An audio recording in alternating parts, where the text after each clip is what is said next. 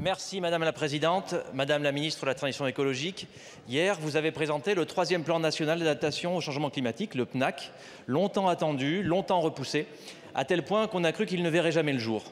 Ce plan a le mérite d'exister et de s'appuyer sur un scénario tristement réaliste de réchauffement de plus 4 degrés d'ici la fin du siècle, soit concrètement une augmentation notable du nombre et de l'intensité des canicules, des sécheresses, des inondations, des feux de forêt, une moindre disponibilité de la ressource en eau.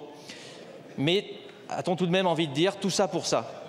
Parmi les 52 mesures annoncées, beaucoup de bonnes intentions, comme autant de déclarations d'amour qui manquent cruellement de preuves d'amour. Ce nouveau PNAC, qui se veut ambitieux, est un moyen constant.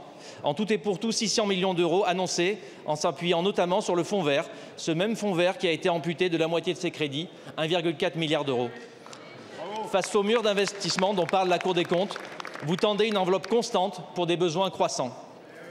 À mes collègues soucieux de notre sérieux budgétaire, je rappelle que le coût de l'inaction a déjà dépassé celui de l'action, avec des milliards d'euros dépensés chaque année pour prendre en compte les dommages provoqués par les sinistres climatiques. Chaque euro dépensé aujourd'hui, c'est 8 euros économisés demain. Financer l'adaptation, c'est un investissement très rentable et attendre ne serait que plus coûteux.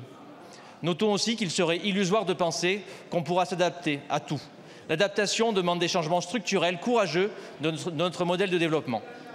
Madame la Ministre, alors que le Haut Conseil pour le climat appelait à un changement d'échelle, quelles perspectives législatives ou réglementaires concrètes porterez-vous pour favoriser l'adaptation et éviter la maladaptation? Quelle coordination entre l'État et les collectivités? Quel financement à la hauteur des enjeux? Madame la Ministre, l'heure n'est pas la plus favorable pour les politiques climatiques, pourtant elle est la plus décisive.